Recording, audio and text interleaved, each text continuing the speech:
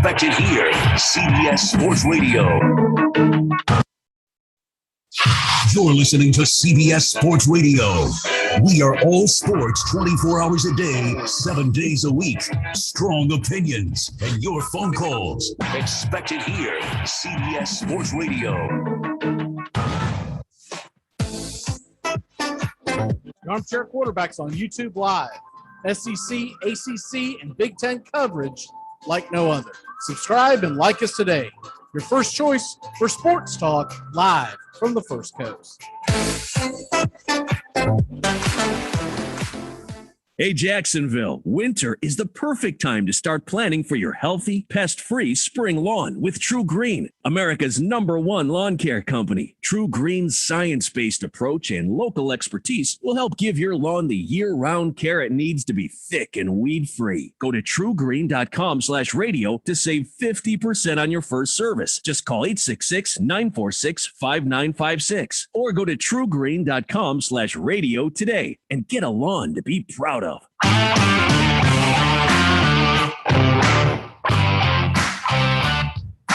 Get your Sunday football morning started off right with the Handicappers on Armchair Quarterbacks YouTube, 10 a.m. Eastern to noon Eastern. Your Sunday morning kickoff show where we tackle your NFL lines out in the desert, a 61.2% win rate over the last 6 years.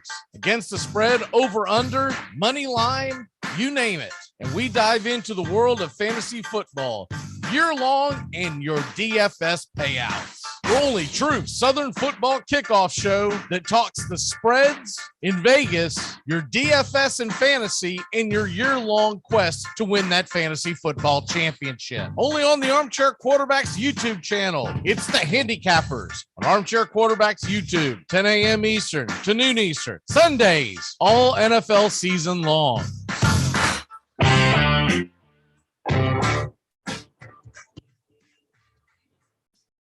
At Jewelers Mutual, we're a little obsessed with jewelry. Obsessed like auctioneers with talking fast. 50, we're going to sold. Pop stars with auto-tune. And dentists with asking questions. So, how did he propose? After they've put their hands in your mouth. Great. Yes, we've made jewelry our obsession for over 100 years. We love it so much, we named our kids Ruby, Amber, and Opal. Venti soy latte for Opal? At Jewelers Mutual, we insure jewelry and only jewelry, which is why people who are also obsessed with jewelry trust us with theirs. Saturday mornings, 8:30 Eastern. Dixie Football Nation is back and better than ever. We've got Tony Agolini, Matt Carr, Tones Ariola, Bobby and Angelo, along with Mac McGee this fall. Dixie Football Nation heads to the gridiron, talking ACC, SEC, the Big Ten, and all the big games throughout the college football land. That's Dixie Football Nation, 8:30 Eastern, 7:30 Central, Saturday mornings on the Armchair Quarterback Show's YouTube channel, going live, or catch the instant replay. Take the road less traveled in the newly redesigned Hyundai Santa Fe. With available H-Track all-wheel drive to help you get off the beaten path a little further together. And intuitive safety features that can help you see what's waiting around the bend. Plus, with generous room for 5 and comfortable available Napa leather seating, you can go for more drives as a family without driving each other crazy. Find new adventures together in the Hyundai Santa Fe. I'm Amy Lawrence, and I'm up late, always, after hours, hanging out with you on CBS Sports Radio. Check it out, 2 a.m. Eastern, 11 p.m. Pacific. Get caught up with the big stories from around the world in sports in just a few minutes. Take me out to the ball game today, weekdays. Armchair Quarterbacks on YouTube. Baseball, football, basketball, whatever's trending in the world of sports, it's on Take Me Out to the Ball Game today in just a few minutes. It drops weekdays, 9:30 a.m. Eastern, as Wake Up Y'all is ending. Take Me Out to the Ball Game today on the Armchair Quarterbacks YouTube channel. Take me out to the ball game. Armchair Quarterbacks on YouTube Live, covering the AFC South and NFC South along with the rest of the NFL. Subscribe and like us today. Your first choice for sports talk live from the First Coast.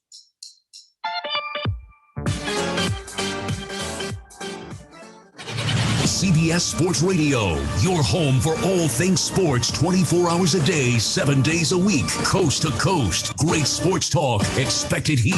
CBS Sports Radio.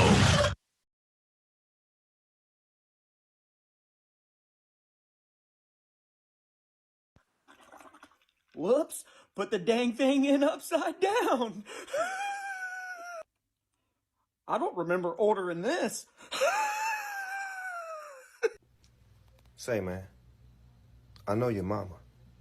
Okay, well, I feel like I should warn you on a couple things. First, if she tries to get you to go out to the parking lot to look at her hubcaps, she's not talking about her minivan. And B, if she's wearing her bedazzled leather pants, you're going to want to just get out of there. Armchair.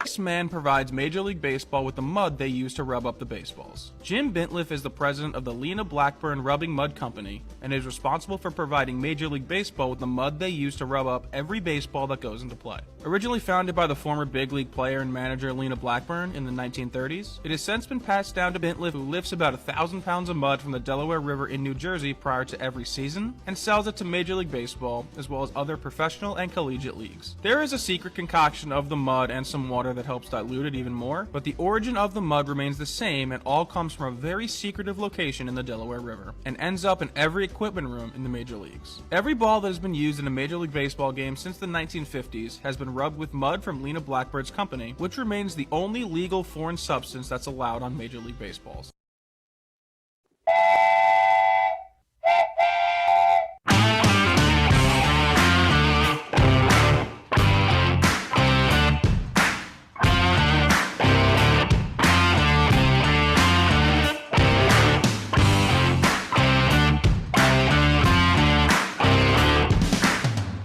Welcome to the Handicappers, your Sunday morning kickoff show where we tackle your NFL lines out in the desert, a 61.2% win rate over the last 6 years. Against the spread, over under, money line, you name it. And we dive into the world of fantasy football, year long and your DFS payouts.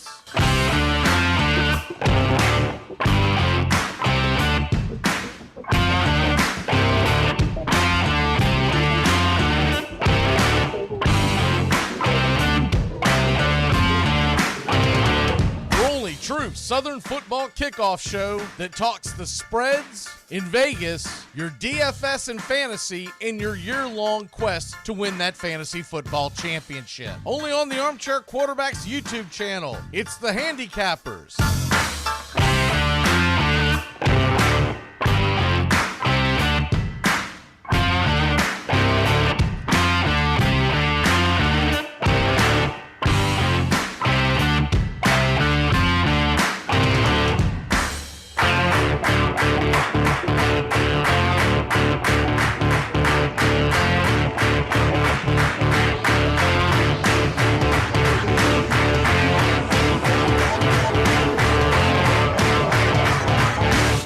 Joey and Tones Areola with Stephen Troche and Sean O'Toole on the way.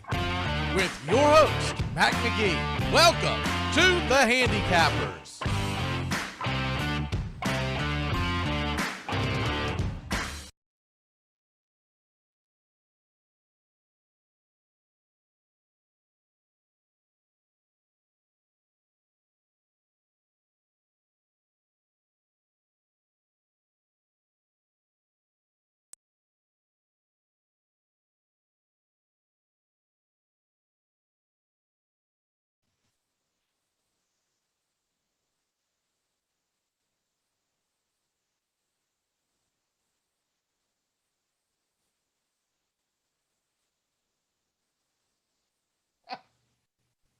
How we doing, Mac? Really clunky this morning. I didn't even realize that my mic was off. So I wasn't sure if it was on me or on you, so I was just letting it slide. But nonetheless, a great day is for the A. Took it home.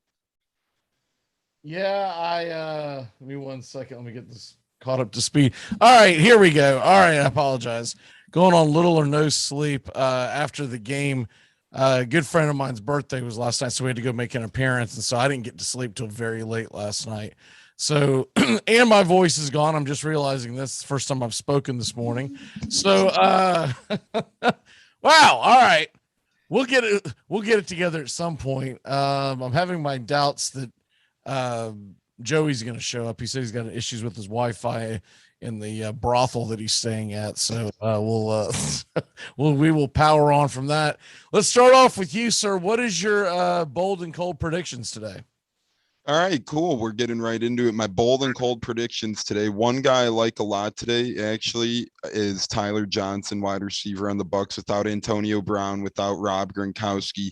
Some main targets that Tom Brady's used to. Jalen Johnson is obviously going to shadow Chris Godwin or Mike Evans on the Bucs. So Tyler Johnson is going to step up and step in, I feel like, and I think he has a nice fantasy day right now. He's only owned in about 2% of Yahoo leagues as of last night and 3% of ESPN leagues as of this morning. I mean to cut you off, but do you have any idea what his DFS value is today?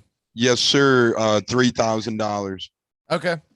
And I'll actually circle back to him later as we do our lovely DFS lineups. But I like Tyler Johnson today. I also like his over of 29 receiving yards for prop bets as well. My guy with the down arrow trending, I think Nyheim Hines is going to continue to struggle. Colts are at San Fran tonight. I think Jonathan Taylor and Marlon Mack are both outplaying Hines at the running back position, and they're trying to trade Marlon Mack. So I think that's going to continue to get Mack reps. And I think Nyheim Hines continues to take the back seat. He had 2 big weeks of the first 3 weeks of the season, double-digit points. Since then, he hasn't really done anything. I expect Taylor and Mack to carry the load tonight again for the Colts in San Fran. Will Rojo continue to suck? Hey, well, that's the thing. I mean, I think right now Lenny F is running away with that backfield. He's turning himself into a bell cow back, and that's something some Bucks people didn't see coming. Me, I thought it would be more split at this point in time. I don't see Rojo having effective fantasy games. I think that the Bucks are cutting out his packages for him. Anytime Josh Wells is brought in as an extra tight end, Rojo's pretty much going to run the ball. His yards per carry the past few games hasn't actually been bad. He just doesn't get the carries nowadays. So I would suggest in fantasy, Rojo continues to have bad games. I know one person who knew this was coming. I know you're going to send me a top hat and a cane, and I'm going to have to do the damn dance one of these days. I was like giving you a hard time about that. Repeat after me, children. Rojo is trash. Rojo is trash. If he's on your fantasy roster, either A, get out of that league because there's obviously like way too deep of a league, or B, wake up and adjust your roster since week 1 and get them off your lineup. There's got to be something better out there. My bold prediction today, I'll go and take a stab at this. How about he is going to get another spot start here, and he's going up against the Panthers, and the Panthers have the best rush defense in the NFL, but I think they're going to lean heavily on him. And so my bold predictions are 2 running backs who two running backs who are not normally owned will be used heavily. Their per yards carry will not be good, but their sum of their total will be. And that's Devontae Booker of the Giants, and Alex Collins is a go tomorrow night for the Seahawks. And when you look at the fact that the Seahawks still don't have Russell Wilson, they're aiming for a week 10 return. They have Jacksonville at home next week, and then they have a bye week. So that's why they're looking at it as a week 10 return. No reason to rush Russell Wilson back when you're at home against the Jaguars next week. So they should be able to win with Geno Smith. And so that is my bold prediction. Did you give your cold prediction yet? Yes, sir. I should have said my cold was Nyheim Hines. That's who I got turning down. Okay, gotcha. Forgot to throw cold in there. I'm a little off this morning too. Got to shake off the cobwebs. I mean, I didn't get to sleep till about 3:30, 4 o'clock this morning, and I had to wake up at 8 because I have so many leagues that I'm in, and I had to set all the lineups and check the lines for this show and all that stuff. But it's been 22 years since the Atlanta Braves has been in the World Series, so it's worth it. and it just happened to fall on the same night that my buddy's birthday. He had forgotten that I was doing the game, and I much earlier in the day I said, as soon as the broadcast is over, I'll be over there, and he thought I was talking about one of these fantasy shows. So he thought you were thinking the morning. Yes.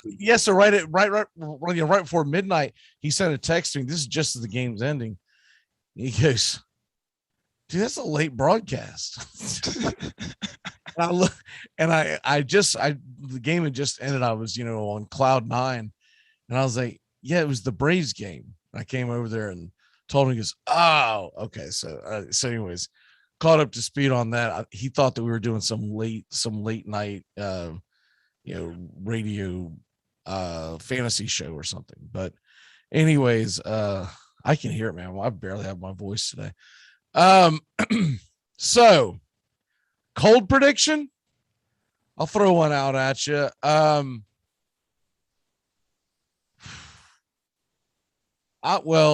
save that for my actual pick'ems. Cold prediction will be any one of the New York Jets. I would seriously consider keeping my Jets out of my lineup. I know that there has been good games by Corey Davis. There have been good games by a couple of the other Jets, but they're going into Foxborough, and they're coming off of a loss. And this is a much better 2-4 Patriots team. And this is a 1-4 Jets team that is about what their record is. Patriots easily could have won the game against Dallas. They could have easily won a couple of their other games. This Patriots team feels more like a 4-2 team, but they just haven't turned the corner with the rookie quarterback. So I think this is the day where they win handily, but it's a low scoring game. They could have easily beaten the Bucs when they played him too on Sunday Night Football, and they only lost by a couple. That's my point. This is a good team that's played a tough schedule, and you give Mac Jones a couple of seasons, he's going to win those games. He's going to find a way to win those games, because Mac Jones is a lot of things, but a loser is not one of them. And I just think he's going to find a way to start. He's going to start learning how to Brady a ball game, manufacture or win, even when your team's not playing the best. And honestly, there were a couple of goofy plays in that Dallas game that turned the tide in that. So I'm seeing a trendy pick, by the way. Want to get your take on this, since it doesn't look like Joey's going to make it. A trendy pick is that a lot of money's coming in on the Colts tonight, +4. That's a tricky one. Yeah, I don't like it. I don't like it either. It's Sunday night. Jimmy G's coming back off of injury. The Colts have looked better the last 3 weeks, picking up 2 wins, and should have beaten the Baltimore Ravens on Monday Night Football if it wasn't for that double-digit point collapse. The thing with the 49ers is you just never know what you're going to get from them. I feel like 1 week they look like Super Bowl contenders, and 1 week they look like they're just not meant for the playoffs at all. I like the points tonight. Not sure if the Colts will win the game, but I like the 4 points tonight, just based on, I think it's going to be a run-first game for both teams. I think Jimmy G hands the ball off to his backs a lot. Obviously, Trey Lance keeps it himself a lot of the time. I think Colts are going to get Hines and Taylor heavily involved. San Fran's pass defense has been a little down this year, so it'll be interesting to see if Carson Wentz can finally get the upper hand against them. I think this game's interesting. Whoever loses, I'll tell you, though, is not in a good spot at all. I think the Colts will cover the spread. Yeah, I agree. I think I just got this feeling that the Colts are not going to go into San Francisco and win on the road on a Sunday night. And so if this was a normal kickoff, 1 o'clock local, 4 o'clock, I could see them maybe sneaking one in. But I think that crowd's going to be ready. They don't have the Giants anymore to focus on. Nobody gives a crap about the NBA or NHL at this time of year. So they're going to be fully focused on that 49er team. I think they're another team. They're 2-4. They're a little better than they're 2-4. They feel more like a 3-3 type team. So, not by much, but I feel like San Francisco will compete all year long. And I don't think that they are a team that is going to roll over and play dead against the Colts. And Deebo Samuel's a heck of a wide receiver as well. I think each week he should have a really good night. I agree, especially with Colts safety Julian Blackman is done for the year now. He suffered a torn Achilles in practice earlier this week. I think that could perhaps open up some passing lanes for Jimmy G and Debo Samuel. And Brandon Ayuk owners will continue to throw hissy fits perhaps while Debo is the one getting all the targets. Well, let's go ahead and move on, and let's go and get your DFS lineup. Throw your DFS lineup out at me, and then I'll probably do mine since Joey's not here. I'll go ahead and get mine out of the way. You know, it's funny because I feel like it's so much easier for me to put my team together when the Bucks are eligible for this DFS stuff. And the standings, I will say, when I'm able to choose Bucks, I feel like I'm in the top 3. When the Bucks drop off, I end up in the back 3. We'll see what happens today. When you load your team up with Bucks, that's going to happen. You just got to pick the right ones. This is a good week for you because they're playing the terrible Bears, and they have an opportunity to really run up the score.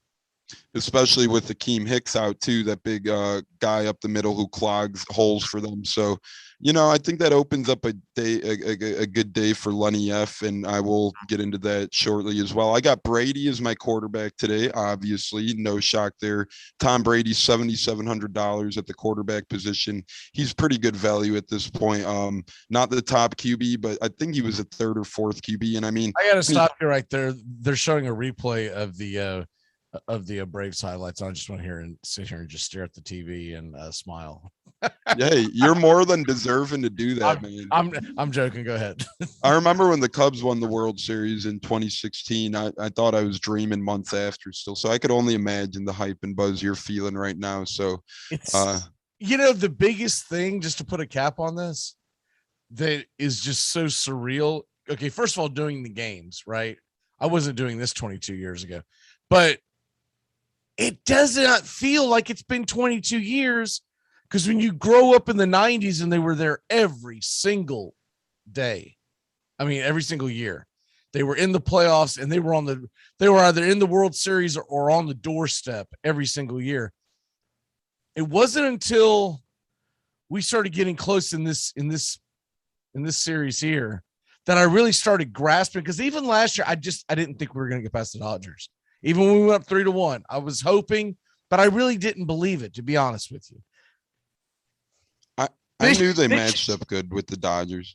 This year played out different. This year they played above, and right now they're playing above their heads.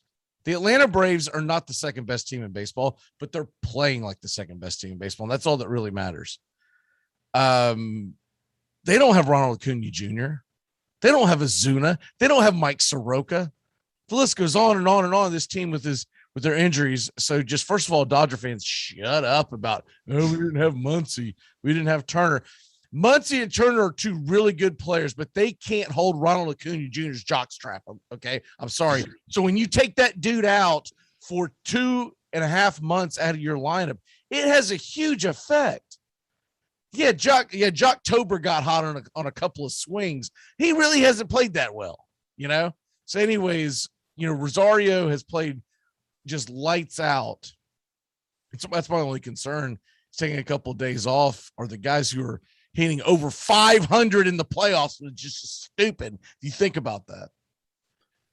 Are they going to stay hot, right? So the good news is the Astros pitching is pretty shallow.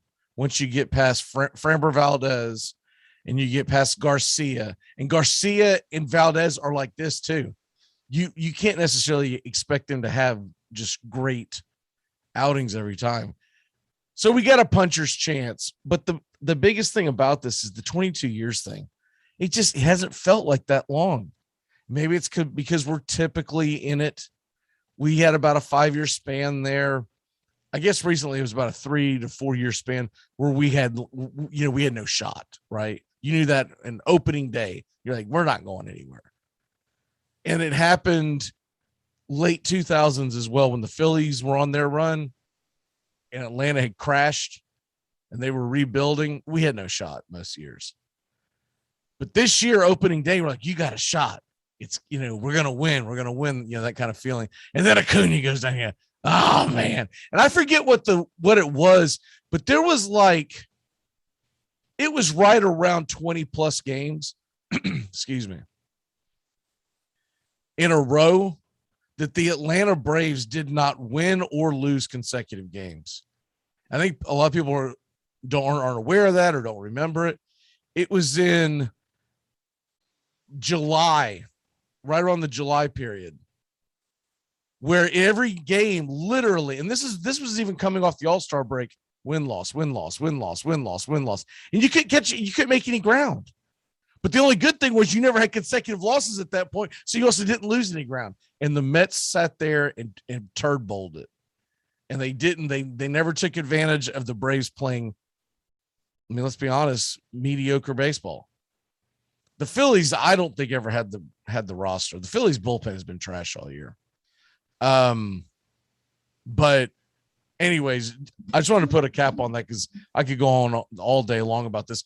But that's why it's a miracle run. That's why it feels so great, because to your point of the Cubs, when they won the World Series, they had the best team in baseball that year. You know, and had they not beaten Cleveland, it would have felt like a very devastating blow of, oh my God, we're never going to win. If we're not going to win with this team, when are we going to win? Right. With the Braves, we felt like we were playing with house money when it was in September and we had taken the lead in the division. We felt like we were playing house money. We're not supposed to be here. This bullpen is trash. They've pitched much better down the stretch. I will say this: Luke Jackson cannot be. What's the nicest way I can put this? Luke Jackson can't be trusted in late innings, not with the lead.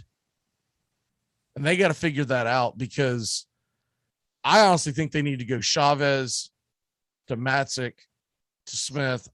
Matzik ought to be the closer, but they're not going to do that because that's this Brian Snitker way. But Matzik is our best pitcher, probably on our team, for just those 3 outs. Because he comes in and when he struck out the side when he came in, that was stupid. Mm-hmm. I was like, they're at least going to get a run out of this. And then we're going to go down to 1 run late, and we're going to go to late in the ball game. And I'm like, oh my God. My stomach was doing knots while I'm trying to do the game. I'm like, oh my God, they're going to at least tie it. They're going to at least get within a run. I kind of figured they were going to tie it, but I was like, wait, we might be able to get out of this with the lead. But when Jackson came in and it couldn't find the strike zone, and then just laying taters in there, I'm like, it never should have gotten to that 4-2 lead with runners on second and third. They should have pulled his ass. Yeah. Off the jump. Make him walk Bellinger. Right? And just go ahead, walk the bases low so we can bring Matzik in and figure this out. That was a heck of a job. That was a heck of a job by the Braves getting out of that, though. Like you said, Luke, I was tapped into your broadcast. Luke Jackson, he looked down and out. Next thing you know, the game was trending, seemed the wrong way. The next thing you know, boom, Braves get out of it.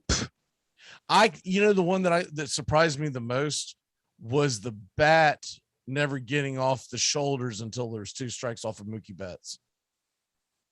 Mookie Betts is as big as they come. And when he started taking those bullets down Main Street, I'm like, he's not going to swing at this. That's all I was thinking. I was trying to keep my cool and do the broadcast. I was like, he's not swinging at this. What the hell is he doing? I was like, this makes no sense. And for Matt to have the cojones to say, because I saw him shake off Darnold a couple of times, for him to have the cojones and say, nah, bro, I'm bringing the gas.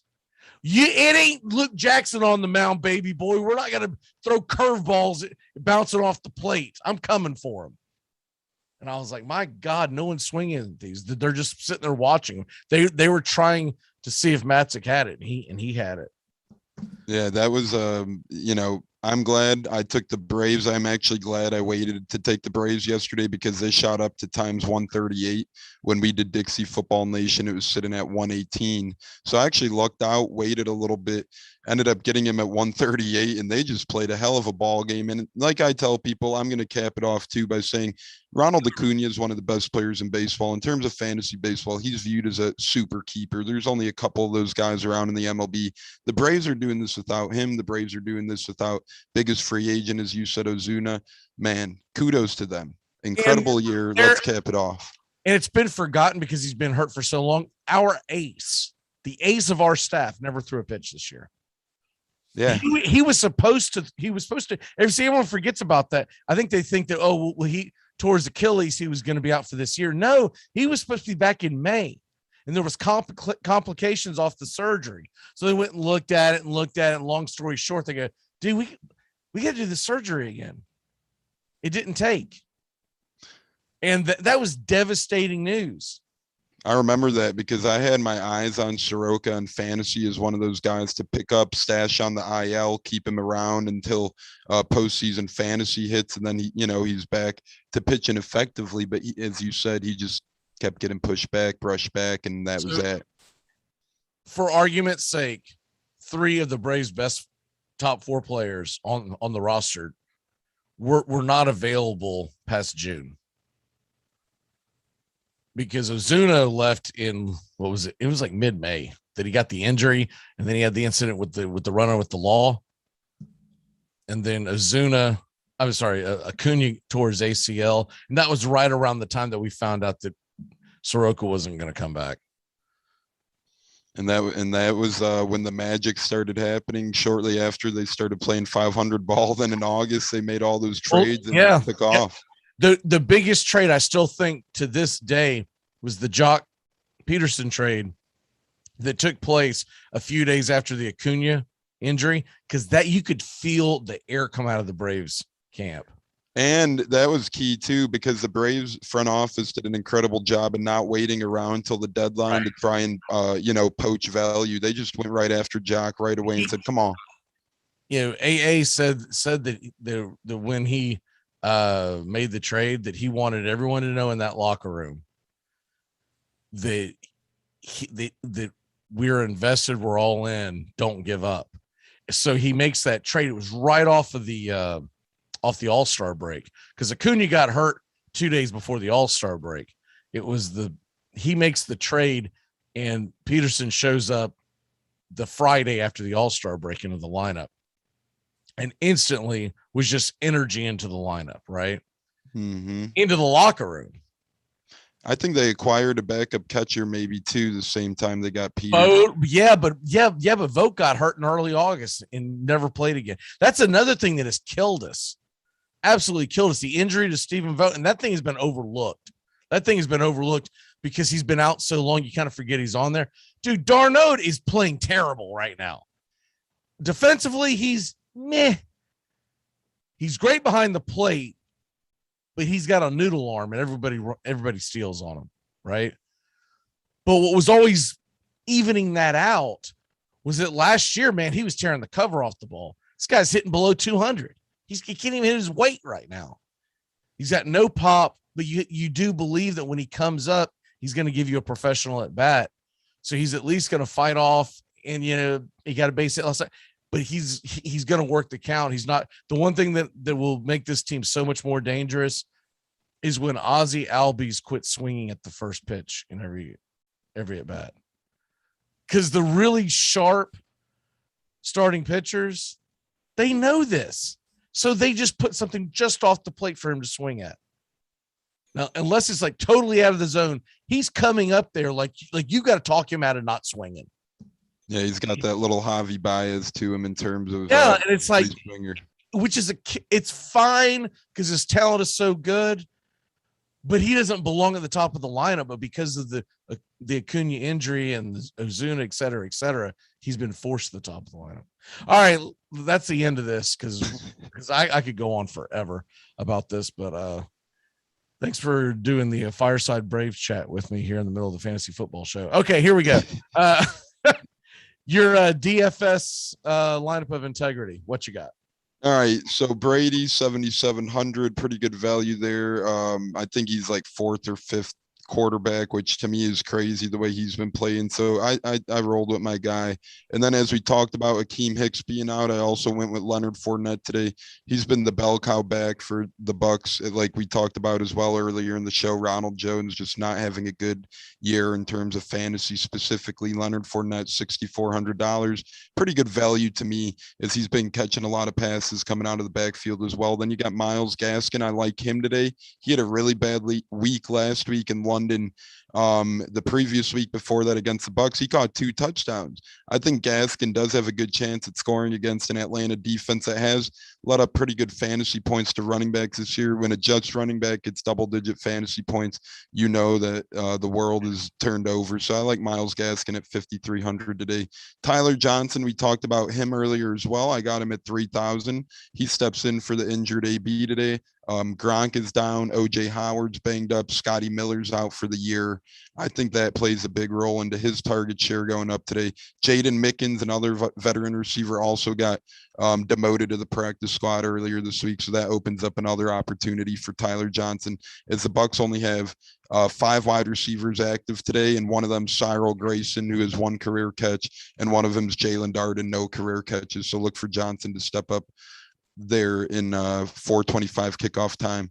Chris Godwin I like as well for the same reason. I think Jalen Johnson's going to shadow Mike Evans more so, and I think Tyler Johnson and Godwin have the big days. I got Godwin at $5,900. I got Robert Woods at $6,400. I think that he has a huge game against the Lions secondary that did not look good last week against the Bengals. Lions have continued to struggle. I like Robert Woods today for $6,400. For tight end, a little bit of breaking news. It kind of came in last night, and then this morning, Adam Schefter updated. Darren Waller is trending down today. They're not sure if he'll play today. Yeah, they said he's literally going to be a game time decision, which sucks because it's a 4:00 kickoff. Yeah, so half your options will be gone by the time that kickoff starts. So I went with Hunter Henry. I had the money cut out for Waller, but I pivoted and I shifted. Hunter Henry was only $4,100, which to me is incredible value against a Jets team that can't stop anything. And then in my flex, I went with Derrick Henry. I had all that money left over that I was able to get Derrick Henry for $9,200. And you guys know me, I always just save and chintz on defenses. I went with the cheapest D available today, and it's worked out for me in the past before. I don't think it works out for me today, as it's Houston's defense against Arizona. But let's just hope Arizona stops playing games by the 3rd quarter and stop scoring. By the way, there was an update this morning on that game. Kingsbury will be on the sideline. So. Yeah, I've seen he tested negative yesterday, and now he tested negative again this morning. Prognosis negative, so he is good to go. I'll say we didn't look too bad without him though. Welcome, Mr. Bobby. No, you didn't, but I still think that's it's a no pun intended. It's a shot in the arm. You know, just like the vaccine that he should have gotten. But anyways, so I'll do my DFS of integrity real quick, and then we'll get to Bobby's. I'm going in on I thought about the Brady and whatnot, but I tried to save money on my quarterback. I went kind of cheap, so I went Matt Ryan for $5,700. He's coming off a bye against a craptastic Miami Dolphin team, and they are. This is, and I'm gonna go and throw it out there. That's my lock of the day. The Falcons are 2-point favorites in Miami. They're coming off a bye. Miami played in London last week. They didn't just play last week. They played in London. They played in London. So what? I didn't even think that was possible for you to play the week after you go to London. I thought it was automatic that you're bye, right? The Jaguars are off. So anyways, whatever's going on there, it might be a trick, but that's my lock today, because I don't even think the game's going to be competitive. I would be shocked if it was. You've got to be exhausted and on fumes, and you're facing a team coming off their bye. So Miami's at home, so that's why it's only a 2-point spread. But if this thing was in Atlanta, I bet you'd be like a touchdown. And anyways, end rant on that. So that's my lock. I want to go ahead and get that out there because might as well. By the way, Joey's picking Vegas -3. So I'm taking Matt Ryan, and I'm coupling him with Ridley. So it's 57 and 6,600 respectively. And then I actually did not go Kyle Pitts this time. I thought about going Pitts as well, but I'm going to try to stay on. It's so tempting. I don't know how I'm such a big fan of a guy who played for Florida, but I'm always on the Pitts train. I'm staying away from it. Instead, I decided to go a little more realistic with the money. So I took Darrell Henderson and Chuba Hubbard as my running back, 66 and 6,100. The two of them are facing the two worst run defenses in the National Football League. So I figured that you got to do something. And after that, I went 8,900 with Devontae Adams. Then that's when I had to save some money because I didn't have any left. I went 4,300 with McCurl Hardman, going against the worst pass defense for fantasy wide receivers. He should get some looks, and what I'm hoping for is a big play. And then I went same game. I went cheap with the tight end. Ferkser is 3,100. This is a typical Ferkser game where he just has like 7 yards receiving, but 2 of them are touchdowns because he's just open in the end zone because they're going, guard Julio, guard AJ Brown, watch out for Derrick Henry, and Ferkser's are going there like nobody's covering me. Okay, thanks, touchdown. So that's what I'm hoping for because Bobby can tell you that's pretty much been Ferkser's entire career. Like, same with Jonnu last year. I mean, he was just most of his fantasy points came off touchdowns. Right, but Jonnu had a ceiling that was through the roof. They just didn't use him like they should have. Ferkser is what he is. He's a real Ferkser. Yeah. So that's who my tight end is, and then my flex. I'm going back again. This is why I didn't go with Pitts because I was like, it's going to get stupid. What if I'm wrong and the Falcons score 9 points? I went with Cordell Patterson, 6,300, and then that left me with the Jets defense because I just think that's going to be a low scoring game. And I'm with you, Tones. I never spend big money on defense because I've looked at it and just the way that those rules are set up. You to get good points off of a defense, you normally need something goofy to happen, like a pick six or something. And you can't game plan for that. So, and I'm not gonna spend $2,000 more to get a couple of extra sacks, right? So, Bobby, what is your DFS of integrity? So I'll start off with quarterback. I went with Aaron Rodgers against Washington for 7,500. Washington's defense has been a major disappointment this year. I see Rodgers having a big game. I would have liked to stack him with Devontae Adams, but I couldn't because Adams is really pricey. So I'll just stick with Rodgers here for 7,500. At my running back one, I got Darrell Henderson for 66 against the Lions. The Lions haven't been good stopping anything this year, really, especially the run, though. Darrell Henderson, he's in for a big day, I assume, because I think the Rams are going to get away with this one pretty quick, and they'll just start running the ball quite a bit. For my second running back, I got Cordell Patterson for 6,300 against the Dolphins. They're 27th against running backs this year in fantasy. I think Patterson, he's coming off a bye, so he's a little bit cheaper for some reason. I think it's just because, you haven't been talking about him that much because he hasn't played in a week. But I really think Patterson's going to have a nice day today, and 6,300 is good value for him. My first receiver is Jamar Chase at 6,200 against the Ravens. He has this weird pattern this year. He goes and scores 13 points. He's done it 3 times. And then the following week, he'll have a huge day. Last week, he had 13. I'm not guaranteeing a big day, but I think Jamar Chase is in for one. I think that's actually going to be a shootout. So and I think this will be a high scoring game. How much is it? How much is he against 6,200? He was 62. Yeah. I could just. There wasn't a lot of receivers. After I did what I did, I was like looking for the McCurl Hartmans and Ferksers of the world, going, how do I squeeze this in? At one point, I had Keelan Cole in my lineup. I was I was like, oh man, I can't sit here and be talking about how low scoring of a game that is, and then go out and pick the Jets' number 3 receiver. Yeah. And I was honestly just doing that because he's a friend of the show. So I was just going to be a homer pick. He used to, when he played for the Jaguars, he frequented my wife's work establishment. So she's gotten to know him pretty well over the years, and super nice guy. So anytime I can squeeze him in, I would put him in. But I'm like, all right, man, this is stupid because he's literally like the third receiver playing the Patriots on the road. Yeah. Yeah. And speaking of the Jets, I'm not betting on any players having a good day today against them. The Patriots, their defense was incredible last time they played the Jets. Zach Wilson threw 4 picks, really ugly.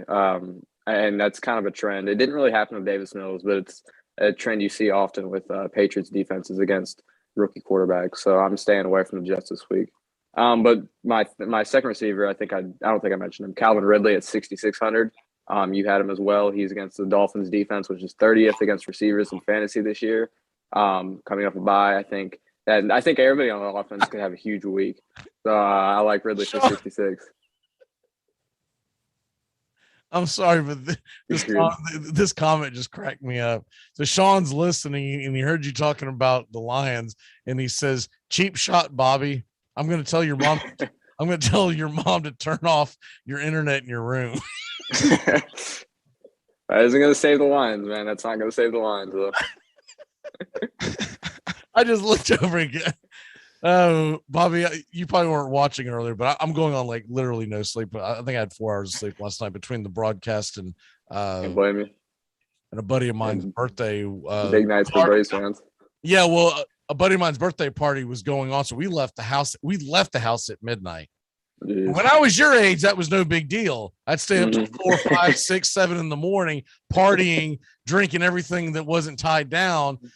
Mainly because I wasn't doing a broadcast the next morning, but I'm sitting there, and it's a good thing that my wife said it's time to go, because I was starting to hit that damn night train, and I was like, here we go, man, I'm about to start ringing. It's gonna get ugly. And she's like, we gotta go, and I'm like, it's only like 2:30. She's like, we gotta go. I'm like, oh. And thankfully she did that, because I'd be sitting here just smashed right now. We'd be getting the ghost of Mac McGee this morning. Anyways, finish your DFS. All right, so another player that you have on your team, actually, Mecole Hardman. I grabbed him. I think the Titans game is going to be very high scoring, and for 4,300, I think he'll get enough looks to make his value there. Well, the other thing with him is that with Tyreek Hill, and he's going to play, but he's banged up. What if he re-aggravates that and comes out of the game? Then that's possible. So that was my other reason, but I also just figure that ball's going to be flying all over the place. The over-under on that thing is like almost 60. So it's 57, and I actually like that this week. I know it's a high number, but I really like it. Yeah, but even really with even if Hill stays healthy the whole game, which I can't really, I'm not going to plan on a player getting injured. I think I'm going off the assumption that he'll stay healthy. I like Hardman. Charles Johnston's doing the broadcast today too. I just saw that for the Titans Chiefs. Okay. One of my favorite broadcasters. Actually played college football at the University of Tennessee, and then used to do the SEC ball games years ago. And now he's big time, and everyone working for the NFL. I met him briefly when we went to go cover the NFL draft a couple of years ago in Nashville. Just super nice guy. But anyways, go ahead. Who is that you mentioned? Charles Johnson. He's the Charles. Okay. I don't know if he does anything for the NFL Network. He's currently being interviewed by the NFL Network. I think he's being interviewed because he's calling the game today. Yeah. Because the guy next to him looks more like a sideline reporter, because he looks like he's about your age, and he's like, sit there, he's, the gentleman's dressed nice and everything, but they're probably paying him like, minimum wage to stand there with that microphone. Hey man, get out there. All right, so my tight end. No, we're literally going to pay you $8 an hour. Just get out there, go. All right, go. All right, so my tight end, I got Zach Ertz. It's a little bit of a homer pick, but he's 3,900. He's going up against the Texans, which are 32nd against tight ends in fantasy this year. I think this game could be a high scoring, and I think Cliff's going to look to involve Ertz quite a bit this week in his first week. I was going to ask you about that. I'm glad you brought it up. This is his first game. Mm-hmm. How many targets are you expecting? Because I had to stream him in a couple of leagues because of injuries and buys, etc. Are you expecting a decent 6, 8 targets to him already, or I think we're going to be on offense quite a bit this week. I think we're going to be moving the ball around a lot, and I do think he'll try. I think Cliff will try and get him involved a lot. I think he'll be used mostly for blocking because that's what we use Max Williams for, and Ertz isn't a bad blocker by any means. But I do think he's going to try and get Ertz the ball, get him some reps in a game that probably won't be terribly close. What's it called? Cliff, he liked to use his tight ends last year a lot. Charles Johnson. I don't mean to cut you off, but someone's corrected me. I think I said Charles Johnson. I meant Charles Davis. Yeah, Charles Davis. Okay, I was gonna say. I was like, I had Charles Johnson, the old wide receiver, in my head. Yeah. So yeah, Ertz at 3,900. Once again, going off of like 3-4 hours sleep. So there you go. My flex, I got Khalil Herbert for 5,200. I know Darrell Williams is coming back for the Bears, but Khalil Herbert really showed out last week. I'd be shocked if they don't let him get a good amount of carries this week again. He played amazing. I think he'll have another good week this week in a game that they'll probably be behind quite a bit against the Bucs. My defense, I'm going off the pattern compared to you guys. I'm going with the Patriots at 3,400. If you remember last time they played the Jets only a few weeks ago, they forced 4 interceptions off of Zach Wilson. I just think they're going to have a really big day against the division rival Jets. Okay. So let's go ahead and transition over to the lines. Let's go ahead and start taking a look at some. Bobby, I'll start with you. Which ones intrigue you? We'll get the locks here in a few minutes, but which ones intrigue you so far?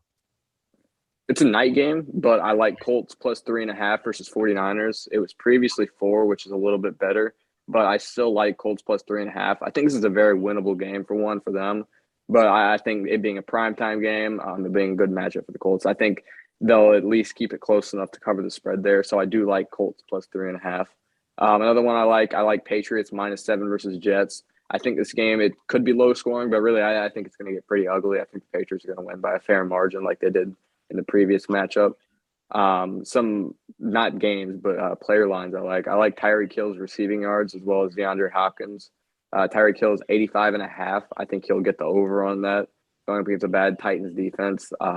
I think it'll be a high scoring game. I think there's not a player I would be hesitant to bet the over on this week. I really think this is going to be a offensive show with Chiefs versus Titans. And then DeAndre Hopkins at 71.5. I think he'll hit the over on that. This is a little bit of an emotional game, I guess, for him and J.J. Watt too. But I think D-Hop's going to have a big day, and the Cardinals' offense is going to light it up. You think that? See, I'm intrigued by taking the two big dogs today. The road dogs are going out west, and I get that. But 17 points is a big spread in the National Football League. And I'm hesitant to take Arizona or the Rams, even though they can probably name their score. But that's a lot of points. So one of my favorite teases this week is to tease those two games up and put it at like a 24-25 point spread on both of them. And that's almost unheard of in the National Football League.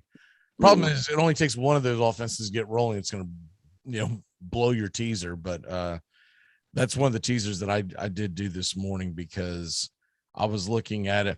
I teased it up when I got the lines. I got it to Lions plus 24.5 and Houston plus 25.5. They both have to hit, but that's a pretty good teaser.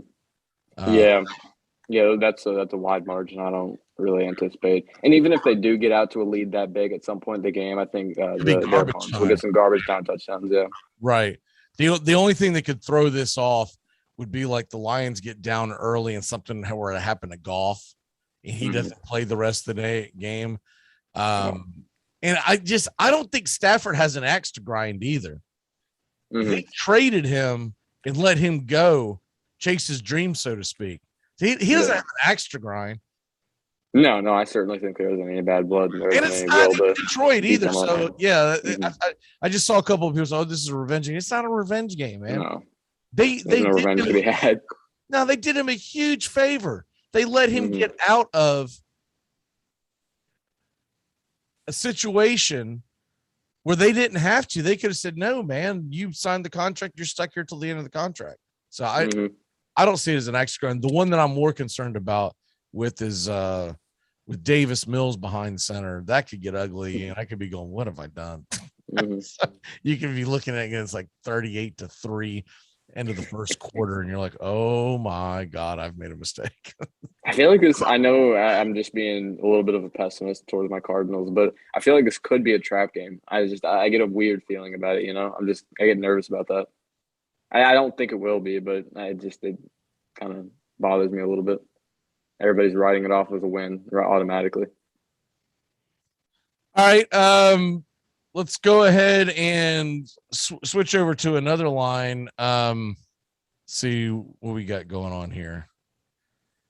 By the way, Sean, you can't chime in at 10:30 in the morning and tell us about how early that you wake up. I'm sorry, man. You'd never make it as a farmer, baby boy, unless you're farming grapes or something. All right.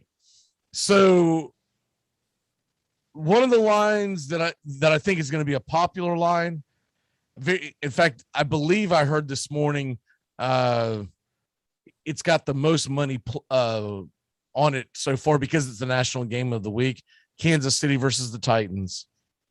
Kansas City is a 4.5 point favorite in Nashville.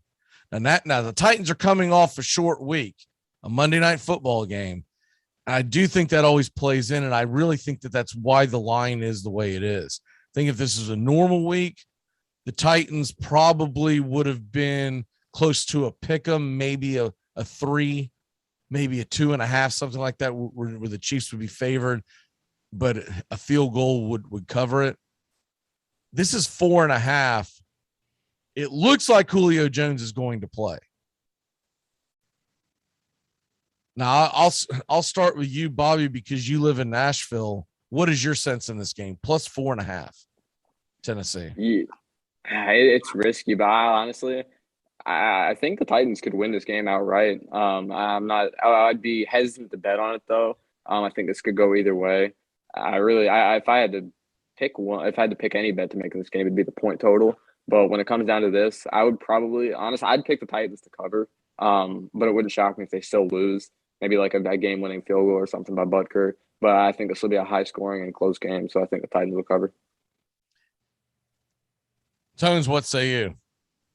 I really expected the spread to be lower heading into the week than 4.5 at what it currently sits. But like you said, perhaps the NFL is viewing the Monday night to Sunday turnaround as a short little week of rest for the Titans. And I think that at the end of the day, Kansas City is due for one of their patented games. Although I think the Titans do have a chance in this ball game, I'm going to go with the Chiefs at minus 4.5. My lock by no mean, but I like the Chiefs in this one. They're just due. They're getting a lot of hate by the media. Everyone's hating on Mahomes, saying he's not a top quarterback anymore. He turns the ball over too much, all this crap. And it's like, I understand where people are coming from. Their offensive line is terrible, but I think the Chiefs are due for one of those statement games. The Titans are coming off their statement game. I think it's time for the Chiefs to make a statement game.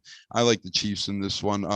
But covering is tough. I'll say they cover, but it ain't a lock by any means. Well, that makes me feel a lot better because you're normally wrong on these spreads. Football spreads are tricky. I will say this year, especially, they've been I'm getting a little nervous until you told me that. And I'm like, all right, here we go. Now we're talking turkey. Now we're going to pull off the upset. I honestly, if I was going to take anything, it would be the Titans plus 4.5. But I'm not confident that they're going to win the game at all. Mm-hmm. That spread is so high. If it starts off slow and clunky, you're going to have a hard time getting that number. I'm with you. Like right now, it's being projected as 31-27 would be the final, right? And that's very reasonable and doable with those two offenses and those two defenses. But what can throw that off is Kansas City's coming across the country, playing an earlier time zone. They come out and they start off kind of slow. And even though they're moving the ball up and down the field, they lead at the half, we'll say 13-10 or 13-7 because the Titans are still half asleep. And the Titans are infamous for doing this at home, not waking up until the third quarter. So that would be my concern. And if Kansas City have to settle for field goals, et cetera, they still don't have much of a running game without CEH. So the one thing that I think could flip it in the direction of where Bobby's talking about going the over is that if Julio Jones is full go and AJ Brown continues to play well like he did last week, then how do you stop Derrick Henry? Right? Because you're going to have to pick your poison. You can't just sit there and go, well, we're just going to play Henry straight up and he's going to just run through somebody's spine on the offensive line. On the defensive line. And so if you cheat up, and that's where Julio comes into play. If you cheat up, Julio can burn you. AJ's really more of a between the hash marks kind of guy that can really hurt you. But as far as getting a deep one, Julio is the one that I would so honestly, I would be waiting till right at kickoff to see if Julio is going to play. Mm-hmm. They're saying he's going to, but it's a hamstring. How long does it take for a hamstring to get re-aggravated in the NFL? I'm starting in a couple leagues and I don't feel good about it.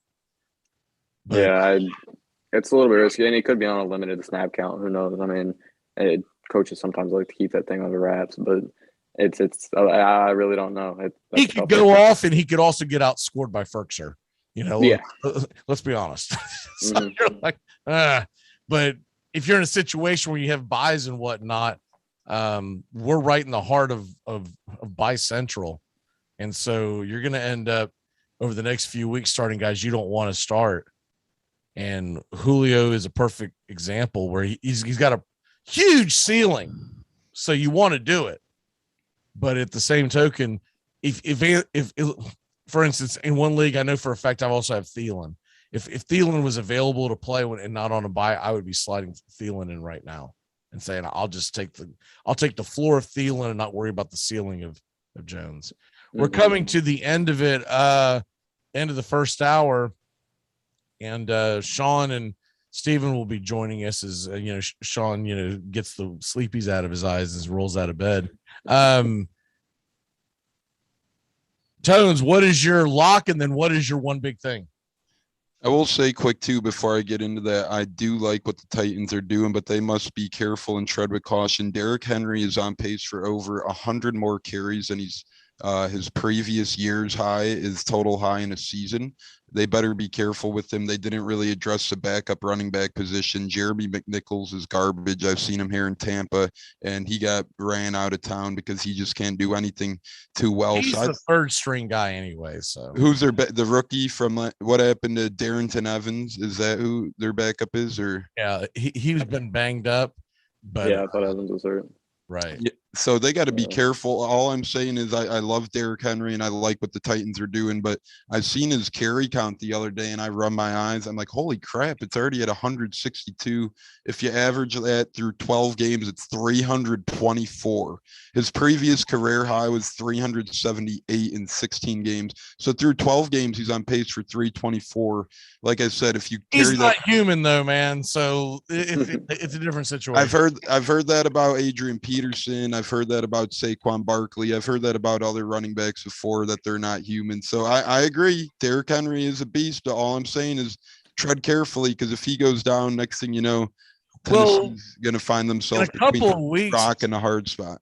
In a couple of weeks, we'll be picking up Rojo off the waiver wire, and we can just slide him in behind Evans. Bruce Arians confirmed this week, actually, that Rojo is not going to get traded, or OJ Howard is going to get traded. He says he's happy. You know what? As soon as you say that, you know what that means? Those dudes are getting traded. No, he's just been getting pestered about released. Anytime a coach goes out, he is not going anywhere. What? Okay, just to update real quick. Breaking news: they just traded him. If it was a normal coach, I believe you. Maybe you're coaching Tennessee or something. But Bruce Arians is a great coach, and he's head and heels above many coaches in the NFL. So when he says something, Arians is an average coach. He's a great coach. He's won Coach of the Year before with an average team. He's brought in Cardinals team. Average coach. And what happened with the Cardinals? He got fired. Yeah, he didn't get fired. But that was more of a mutual parting. That was kind of a somewhat retirement thing, mostly just parting ways. And if you remember his last season with the Cardinals, pack your bags. We'll say you quit, but we all know that we're about to fire you. If you remember his last, if we took Steve Wilkes over Bruce Arians, there's a lot of problems in the Cardinals front office, and that's already known. But still, that's Bruce Arians is a good to average coach. You wish you had him in Tennessee right now. That's all I'm saying. I honestly don't. I don't think he's a very good coach. He's got a great roster. The front office has done an incredible job, and he's got the greatest quarterback to ever play. If I'm taking someone from Tampa Bay, it ain't Bruce Arians' goofy golf hat. You can't tell me that Cardinals roster was great when he was a coach here. You can't really tell me that Colts roster was great when he was a Colts coach there as well. If you look at those rosters and try and say, oh, he did with bad teams. He didn't win a Super Bowl there either. He won a Super Bowl in Tampa because his roster's incredible. But if I'm taking someone from Tampa, and it's not that bozo, it's Tom Brady. Well, yeah. I mean, I think any team. 12 on the Tennessee Titans instantly beat. And guess what Tom Brady said to the Titans? I'm good on y'all. Tom Brady said I'm good on the Titans and said I'll go to Tampa. Because of the roster. The roster was loaded. Now if it was this year, if he was coming, it might be a different story. If he knew he was going to have Julio Jones and A.J. Brown along with Derrick Henry, it might have been a different story. At the time of the choice, though, Henry was, it was tougher. It was tougher, and he bypassed in Tennessee for Tampa. There was ultimately because of Bruce Arians, and he said that himself. Wrong. There was no Julio Jones when he made that decision. Read the book, Bruce. Read the book. Read the book is all I could say. You'll find out a lot more about this unknowledgeable topic. A Season in the Sun. It's Tom Brady and Bruce Arians' co-book. Oh, because they're sitting there holding hands and writing a book while they're still working together.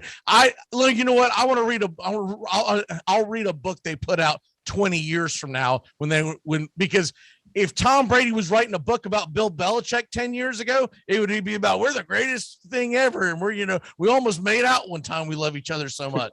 But today it'd be like, screw that guy, no, screw that guy. So if you fall for that garbage, I mean, come on, that's like this far from watching TMZ.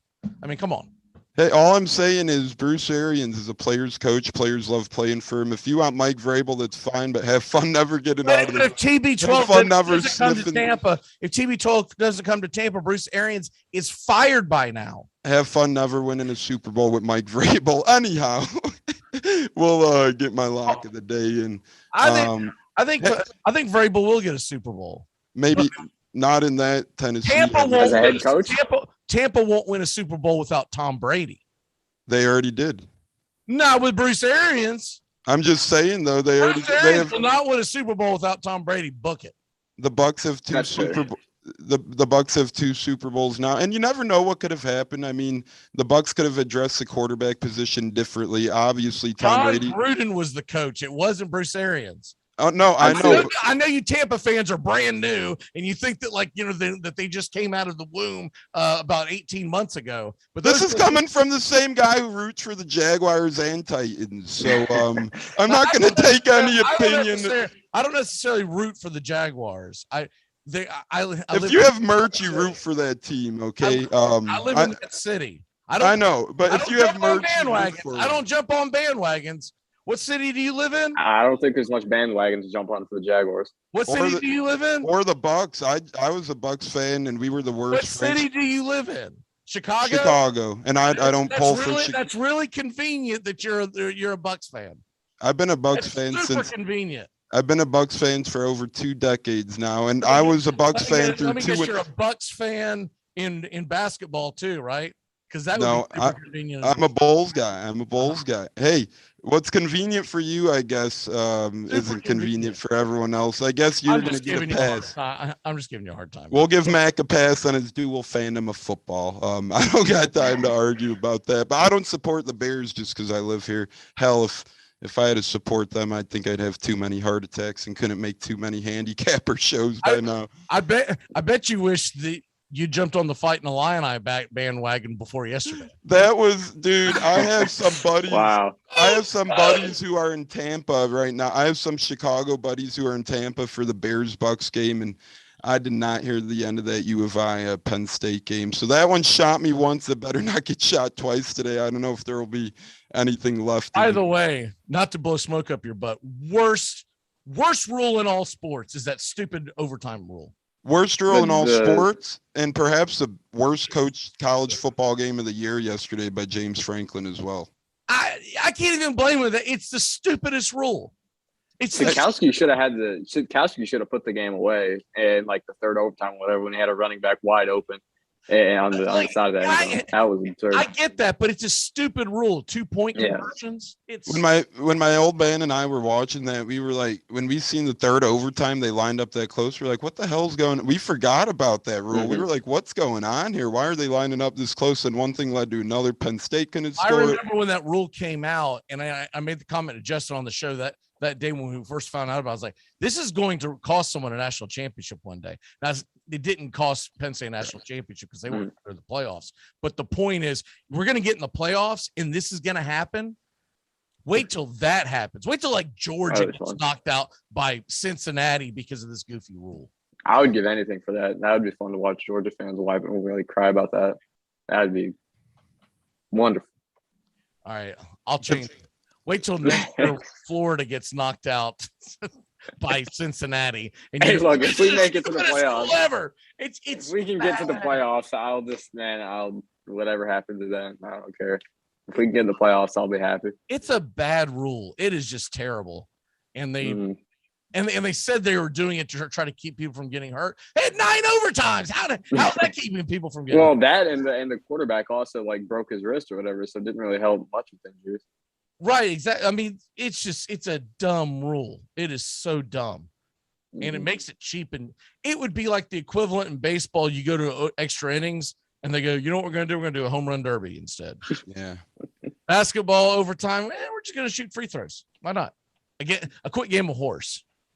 I'm not a fan of shootouts in hockey either. It's like I would keep playing a longer overtime. Hockey gets a 5-minute overtime, then turns into a shootout. It's like, Regular season, I'm okay with it because it's such a long season. Yeah. Just like with baseball, when they put the runner on second in the regular season, I'm fine with it. But I'm talking about college football is going to do this in the playoffs. Are you serious? Yes. That is ridiculous. That is the new overtime rule. That is ridiculous. If that happens in a playoff game and I'm a fan, just say, they will never this year, but say Penn State squeaked in, that rule happened, I'd be furious. You were on Fanatics trying to find out which team just won the Super Bowl and buying up the shirts. That's when the rule came in. I'm just messing with you, man. What is your one big thing? Let me get my lock and one big thing before Matt kicks me off the show for good here. He's gonna say, you keep losing, you keep loudmouthing, we don't need but for real, my locks have been I meant to take a player prop last week as my lock, but it was too vanilla for me. I haven't been too hot with the spreads. Mac was sure to point that out. Mac shared me off of taking Dolphins. I'm not going to take the Dolphins anymore. I think that Tyler Johnson is my lock of the day, getting 29 or over receiving yards. I find it hard to believe in that Buccaneers offense that Tyler Johnson does not get that today. Bears have a top corner. He'll be shadowed on Evans, perhaps Godwin, which should leave Johnson's over the middle routes without Gronk and a banged up O.J. Howard wide open. Tyler Johnson prop bet over 29 receiving yards is my lock of the day. Okay. Sounds good. Thanks again, fellas, for a fun hour. My one big thing here is, You're like, one big thing, screw McGee, mic drop. All right, I'm out. No, my one big thing here is not screw McGee. I love these football heated talks. They are fun, man. They are fun at the end of the day. My one big thing is actually just enjoy the World Series. I know it's going to be coming up. I know we got Braves fans. But that's impossible. As a baseball fan, we made it. If we didn't make it, I could enjoy the World Series. I'm saying for a guy like me, just enjoy it. A lot of people are tuned out of baseball by this time of the year because of all the other sports you got on, unless you're a Braves fan, unless you're a Houston fan. But just enjoy it. The Braves have been playing good baseball, and although the Astros have had a lot of scrutiny with them, they've been playing good baseball. So to me, it should be a really fun hell of a World Series. Make sure you tuned in. If you need a couple TVs, watch football, watch baseball. That's okay. Just make sure your eyes kept on the World Series. And I guess for football, my one big thing is I think that it's going to be a hell of a day today for the Packers. I think they win by over 30 points today over the Washington football team. I think they just railroad them. The execs are pissed right now, by the way. They're like, we got Georgia and Texas when we could have had Boston and Los Angeles. Like, oh my God. They're just cringing at what the viewership's going to be. I hear you there. All right, brother. Great job as always. We'll see you next time. See you guys. Have a great last hour. I'm going to tune in. Yes, sir. All right. Welcoming on to the show. A little late. My fault because I wouldn't quit needling tones there. Sean and Steven. Sean, go ahead and throw us the MASH report. Yeah, absolutely. Let me get through the MASH report really quick. First, I'm going to do expected to play. Tyreek Hill, Travis Kelce, Antonio Gibson, Terry McLaurin, Dallas Goedert, Chase Edmonds, Danny Amendola, Sony Michel, DeAndre Swift, Damian Williams, and Jimmy Garoppolo, all expected to play. Also notable in that San Francisco and Indianapolis game, Quentin Nelson activated, all-pro, all-world left guard, which makes a big difference for Indianapolis, who didn't have a lot of trouble running the ball without him, so could only get better from there. Players who are listed as out today: Antonio Brown, Rob Gronkowski, Saquon Barkley, Kenny Galladay, Kadarius Toney, Christian McCaffrey, Latavius Murray, Sammy Watkins, Curtis Samuel, Jimmy Graham, Trey Lance, T.Y. Hilton. One Monday night note, if you're going to put anything on that, I know we mostly talk about the Sunday games, but Alex Collins was listed as questionable for Monday Night Football. Pete Carroll said yesterday he is expected to play, and the Saints ruled out both Taysom Hill and Deontay Harris for that Monday night game as well. So a little bit briefer than usual this week. Tried to get all the offensive guys that would matter for fantasy. And there you go. That's the MASH report for this week. Week 7. All right. Welcoming on to the show is Mr. Steven Troche. Steven, what is your bold and cold prediction? Bold prediction today. I'm going to go Rashad Bateman. He came back last week off of the PUP list. Looked great. And I mean, there's really, outside of Marquise Brown and Mark Andrews, there are no options there. And I think he's in a good spot today to put up some big numbers and maybe even score his first touchdown. Cold predictions, I'm going to go just the Tampa Bay passing offense in general. They're definitely, I definitely think they're going to win, but Chicago is not a slouch on defense, and especially through the air, they do not allow many passing yards and big performances to the two quarterbacks. While I think the Buccaneers will win, I think it's not going to be a ceiling day for Brady and company. All right. Bobby, I don't think we've gotten your bold and cold predictions. What you got today? Not yet. I got Calvin Ridley as one of my bold predictions against the Dolphins. I got him in my DFS lineup. I think he's going to have a big day coming off a bye. Another one I got is Damian Harris, the running back for the Patriots against the Jets. I think this game, they're going to run away with it pretty quick. I think they're going to be running the ball quite a bit. And the Jets are 29th against running backs in fantasy. Tyreek Hill against the Titans is another one of my bold predictions. Titans are dead last in the league against receivers in fantasy. Tyreek Hill, assuming he stays healthy, like you mentioned earlier, should have a huge day. Antonio Gibson is one of my busts this week, or one of my cold predictions, sorry. Antonio Gibson, he's questionable against the Packers defense, which hasn't been too bad this year. It's just a little bit risky for me. He hasn't been terribly good as well this year in fantasy. Combine that with the fact that he's going up against a solid defense and he's questionable, just not a player I want to go with this week. Devontae Smith, he's going up against the Raiders this week. Casey Hayward hasn't given up a touchdown in coverage this year for the Raiders.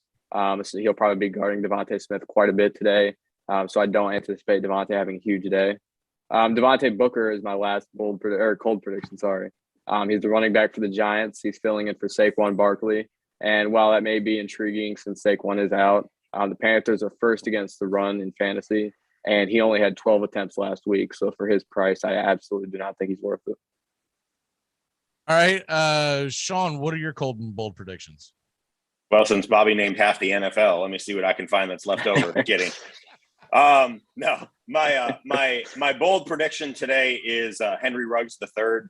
I do like that Philly Las Vegas game for a bunch of reasons, but at the price of $5,500, I know he's much more of an over the top threat. That game is very, very intriguing to me. I think he's someone that Carr is going to have to look to, and Waller seems to be kind of in and out on the injury report. He showed up, and then they're saying he's going to give it a go, but he says he doesn't feel great. I don't love it. Waller is 100% Carr's baby blanket, and without him, he's going to have to take some more hole shots up the seam, especially to Ruggs. The biggest problem with that is it's the 4:00 kickoff. Yeah. Right. So like, what do you do? Because if you wait, what are you going to do? Stream a Texans tight end? Because I guarantee you Ertz ain't out there on the waiver wire, right? It's like, oh my God, what am I going to do? My other bold prediction, somebody I really like today, is Cordarrelle Patterson. He's 6,300 on DraftKings. I just haven't seen anything out of Miami's defense, especially with backs of that type this year, who can catch the ball out of the backfield. Shots fired, Troy. Shots fired. He's not saying anything that's incorrect. Exactly. My cold prediction this week is I actually don't like anybody in the Tampa Bay side of the Tampa Bay Chicago game. I actually think Tampa's going to boat race Chicago. I think that game could be over early. For that reason alone, I'm not a huge fan of putting anything in DFS on that game. And the Bears offense is so anemic. I'm just not in on it. And my other cold prediction is I'm seeing a lot of action, a lot of people taking it. I heard Bobby mention it in the first hour when I was listening, the Chiefs and Titans over. I would just like to let everyone know that's the highest over assigned in almost 5 years. I don't love taking anything that's the highest of anything in X amount of time, especially when it's been that long. That this reeks of, hey, it could be 41-38. It might be the Rams Chiefs Mexico City game only here in Nashville. But I would say that Vrabel knows his defense is a weak spot, and he's going to try and run Henry left, run Henry middle, run Henry right as much as he can, and that's going to depress the value of that line. So that's a cold for me. I'm staying away from that line altogether. I'm only touching the money line. All right. Let's see what is next up here on the docket. I actually jotted it down so I wouldn't go past it. So DFS of integrity, Bobby, we've done yours, right? So yeah. Let's go ahead and get Steven's DFS team of integrity. All right. So I'm just getting the pricing pulled up. So I'm rolling up with my cash lineup once again. My quarterback. It's like Steven's like, I got drunk last night too, man. I haven't done it yet. Hold on a second. No, I definitely got a line. I did it 20 minutes ago, but I have a line. I saw Steven last night, so Steven's probably feeling about as good as I am right now. I'm feeling great. Hey, I got Waffle House after I left. You're great time. Well, you're a real nice. How about that? So I got a quarterback. I went Jalen Hurts at 6,900. He has just been consistent, lights out all year. Price is still great. Save some money off the top end. Running backs, I went Darrell Henderson at 6,600. Now he's facing the worst rush defense in the NFL, one of the biggest favorites on the slate at home. That's really all I need to know there.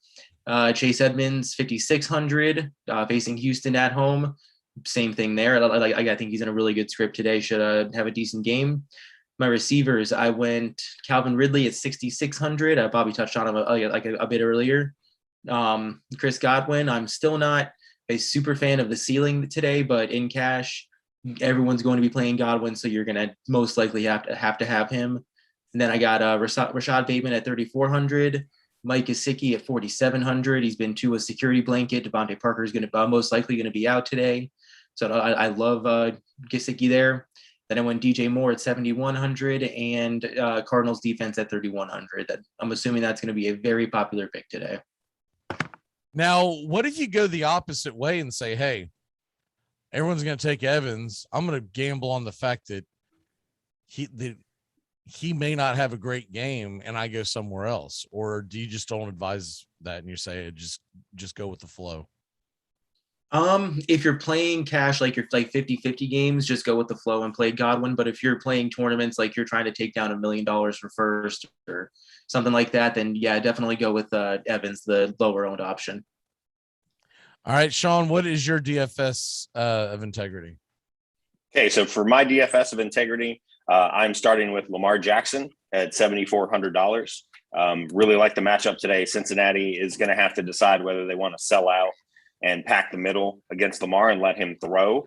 And he's got an extra target this week, and I'll bring that up in a second. I already heard, I think Bobby or Trosh, one of them mentioned this gentleman in their cold and bold. At my running back spots, I've got Chuba Hubbard at the Giants, who really only have healthy players on their defense. They have nothing going offensively today. I mean, their injury report is just grisly, to say the least. The aforementioned Cordarrelle Patterson at $6,300 is my second running back.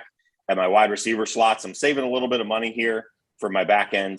I'm going Henry Ruggs III at $5,500, Devontae Smith at $5,400. I like what Bobby said about his matchup today, but I think Hurts is going to have to find him, and they're going to find ways to get him the ball. And then Rashad Bateman at $3,400. I'm stacking in Baltimore with Rashad Bateman, and in my tight end spot with Mark Andrews, $3,400 and $6,600. So I'm saving a little bit on Bateman. I talked about Bateman before. I'm just a huge honk for how good he was coming out of Minnesota. And he did show some real nice talent last week. And that game is interesting. I don't know if it's going to be as up and down the field because Cincinnati's 5-1 under the total so far this year, and nobody else has been that far under in their games. And they're 3-0 under the total on the road. And this game is in Baltimore. So I don't know that it's going to be high scoring, but I think it could be action packed. In my flex, I'm going to go Bobby Trees at $6,400. I think they're going to get off early, and knowing what I know about, Aaron Glenn, I think he's going to double and triple cover Cooper Kupp. I don't think he's going to let Kupp beat him, and it's going to leave other people open. And then at defense, they haven't been the greatest defense the last couple of weeks, but they certainly have the ability to score aplenty. The Carolina Panthers at $3,500. They're not at the top of the food chain. They're a couple slots down, but the Giants got nothing. They're starting Devontae Booker and virtually no wide receivers. Jones isn't going to have anyone to throw to but Ingram, and I just think the Panthers could put that one away early and sit on a huge lead, force some turnovers out of Danny Dimes. So that's mine. All right, Bobby, let's go ahead and get your lock and your one big thing today. Awesome. All right, so my lock of the day, it's pretty rich, but I'm going to go Patriots -7 versus Jets. I liked it a lot more when it was 6.5, but I really think the Patriots are going to get away with this game pretty quick. They embarrassed Zach Wilson the last time they met, and I think they do it again. That's pretty typical of Belichick against rookie quarterbacks. Then my one big thing, I'm going to stick with my Cardinals here. I'm going to say J.J. Watt and DeAndre Hopkins. They get their revenge games against the Texans. Not really a revenge game, I guess, for Watt, but more so for Hopkins. I think they both play well, and I think we get a big win today against the Texans. All right. Well, great job, Bobby, and thanks for playing referee between me and Tones, and we will see you next weekend, sir. Thank you. Have a good one. Let's go ahead and because we're going to run out of time if we don't go ahead and jump into the DFS team build. And I don't remember whose turn it is to go twice. So y'all just tell me and we'll go from there. I think it's my put it down. Yeah, it is. Yeah, it's Steven this week. I started last week, Bobby the week before that, and McGee, you went on 10-3. So yeah, it's Steven. Okay, cool. All right. So let's go ahead and hit that. What in the world? What have I done here? That's never good. Well, I'm trying to find a game in the lobby to fill out, and it put me on a weird screen. I don't know if that's got something to do with the settings, but anyways, I'll just go to another one. It's not really worth it. I've got one open, so we can get it going. I know, but I got to have it in front of me, or I'm not going to know what the hell I'm doing. All right, here we go. I'm not going to go. Oh yeah, I remember exactly how much. Here we go. All right, Steven, what you got? So, Sean touched on this a little bit. Both of us have. I'm gonna save a little bit of money off the top, but still get some upside. I'm gonna go Lamar Jackson and Rashad Bateman as our stack this week. Okay. So what is the Lamar is 7,400 and Rashad Bateman is 3,400. Rashad Bateman 3,400, and so that takes us I guess you. Yeah, my turn. Saves us some money.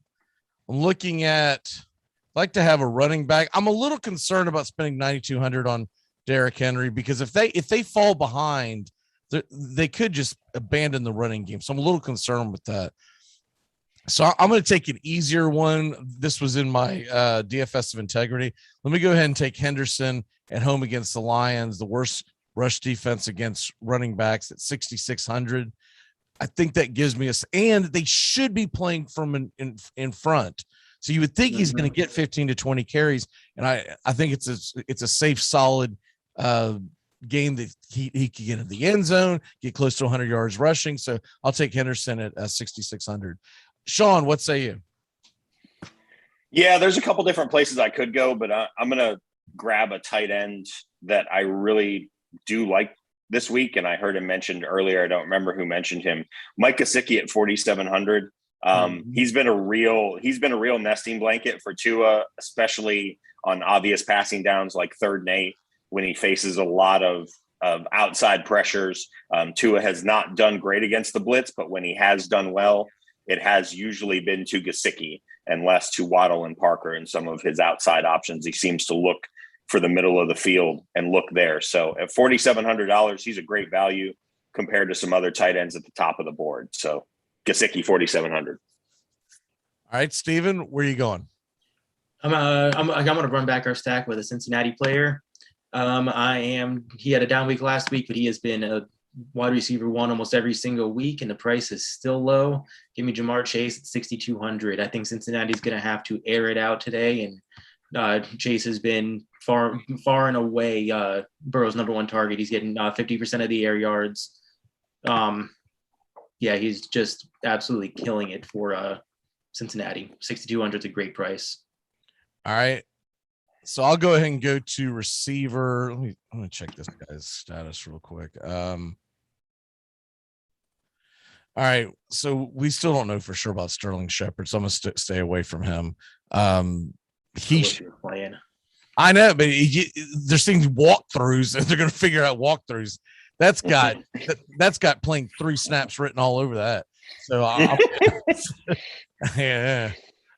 With Tony being out and everything, I would love to jump on that, but I'm going to go ahead and play it safe. Now here's an interesting one. He's expected to play 5,100. Allen Robinson. I know he hasn't done great this year, but if there's going to be a week where this dude's going to go off, it should be this week. Allen Robinson is going to be playing from behind against a pass defense that's given up a lot of yards. Why? Because normally they're half asleep because they're up by 14 points. And so I'm hoping Allen Robinson can go off today. And see, that takes it back to Sean. Yep, takes it back to me. So I'm going to grab our defense, and I'm going to grab the Arizona Cardinals at $3,100. They have shown a propensity for making turnovers happen this year. I believe they're 7th in the National Football League in turnovers, and they're facing Davis Mills and not a whole lot else. And, I think that game could get out of hand early. That's the one thing that does scare me, is if they're up 28-0, do they take their foot off the gas and give up 17 to not only wreck the spread for people who are playing them, in that kind of an enterprise, but do they hurt you in fantasy? I don't think that's likely to happen. A big part of them signing J.J. Watt was that kind of mentality to play through all 4 quarters, and they've shown an ability to do that this year. So that also saves us some money, leaves a lot of meat on the bone for you guys. So Cardinals 3,100. All right, Steven, where are you going? Man, I've been looking at this, and this is not an easy decision. I mean, it leaves us with 13,500 total, about 6,700 a player. I was in this dilemma doing my lineup of integrity, and this is just a bad decision point area. I'm gonna be a little bit risky. I'm gonna go DeAndre Hopkins here. I love the revenge narrative at 7,700. I think everyone's gonna be gravitating in that range towards Adams Hill. Cup, even DJ Moore, and I think he's in a great spot. Okay, so that leaves me with our running back, and at 5,800 is our top. Considering where we're at, I think I'm going to go 5,700 Harris. He's at home against the Jets, 29th ranked defense against running backs. We know this is Belichick, and there's a good chance he's going to get two carries, but Harris should go off. He just had a 100-yard game. He's going up against the Jets. They should be playing from in front, just like the Henderson pick. So that's where I'm going to go with that. It saves us $100. If y'all have any qualms about wanting to take that 100 somewhere, let me know. If not, we'll go ahead and enter it. Yeah, I'm going to enter that. The $100 is nothing. Mm-hmm. Well, if that's the case, my PayPal account is I mean, in DFS. Oh, okay. All right. So where are we going here? We go to the start sit. So let me get that pulled up here. Are there any lines before we get to the actual the locks of the day? Are there any lines out there that are grabbing y'all's attention? One, I do want to get both y'all's take on this. The Titans are getting 4.5 at home, but they are coming off a short week on Monday Night Football. Would you be ballsy enough to grab the Titans at home plus 4.5, or would you say that's just too rich for my blood and punt it? Sean, I'll start with you. Not only would I already did. I put that in a 3-leg with Cincinnati plus 6.5 and the Indianapolis San Francisco under, which is one of my best plays of the day because it's if you're not watching the weather report, it's oogly out there, and San Francisco doesn't cover spreads at home. They're like, we talked about this. I don't know how many times I have to say it. Kyle Shanahan doesn't care about Vegas at all and uglies it up. So I would definitely take the Titans plus the 4.5. I think that's likely to be a very close game. Steven, what say you? The only action I'm taking on the Tennessee side is if I'm going to throw them in a 6-point teaser. I'm not if I'm betting just the straight against the spread, I'd probably lean Kansas City. I don't think Tennessee is going to keep it that close. Some other lines I'm looking at though, over 48.5 on the Raiders and Eagles game. There is some offensive firepower on both sides of that, on both sides. And both defenses are very, very mistake prone. I could easily, I think that could easily be a Jalen Reagor and Henry Ruggs, 2 bombs each. Putting it close there. Sean, are there any other lines that have your fancy this morning? The one that really has gone all over the place today, which tells me the money's moving, is the Packers minus 8.5. is where it is on Caesars right now. I believe I saw it at -7 earlier in the week and didn't grab it. I just think Green Bay is so heads and tails better than the WFT. And I don't love the Gibson stuff. I mean, everybody that's around knows I was high on Gibson coming into the year. He's basically running on a fractured shin bone, and they just don't have a whole lot else if they can't get him going. They can't do much with McLaurin, Ricky Seals-Jones. Thomas is out. That's just a game that Green Bay could blow them away. And I don't love huge point spreads. There's a lot of data that huge point spreads just don't cover, but they've been covering, the favorites have been covering the last couple of weeks, but some of these today are just out of control. 16.5, 19.5, 11.5. That's just a lot in the National Football League. All right. Well, let's go ahead and get into the stardom sit-ems. We'll start off with James Conner or Antonio Gibson, and this is a 0.5 PPR. Steven. It pains me to even have to consider starting James Conner over Antonio Gibson, but given his health, solely health-based, I'm going to roll Conner this week just for the touchdown upside. Sean? Took the words right out of my mouth. Yeah, and also Gibson. Are y'all benching him in any? Because I know Sean's got some Gibson. I think Steven does. Are y'all benching him in any leagues? I can't. I don't have I have to start him. Yeah, I'm not benching him out of necessity because what's out on the waiver wire isn't better than his ceiling, right? If he does go crazy because he's still Antonio Gibson. But if you're asking me in a single week and those are your two options, I would take Connor just because on obvious third down passing situations, they bring in McKissick. So in a PPR, Gibson's value is limited to 2 downs anyways. Oh yeah, let's do that. Let's play help my terrible fantasy team. This is that league that I just can't stand, the league that has no name. Just in case any of the people who are in the league watch it and they get their butts hurt. All right. So here is the league that no one else is in on this show. So it doesn't, I did pick up Dearness Johnson and start him. So that helped immensely. He got 24.8 points. I've got Matt Ryan as my quarterback that I'm streaming this week because he's going up against Miami. And I figured with having Kyle Pitts, I went ahead and just doubled up with him, right? I've got Devontae Adams, obviously going to start him. I've got Allen Robinson, picked him off the waiver wire last week. Somebody dropped him because I got so pissed at him. So I'm starting him because my other options are either on buys or it's Corey Davis at New England. And I just don't like that. I don't like that whatsoever. And Devontae Smith's going to have to burn me before I put him back in the lineup. It's just, you never know what you're going to get at Devontae Smith. Not to mention Vegas supposedly has a very good pass defense. I haven't seen it, but according to the statistics, that's what they say.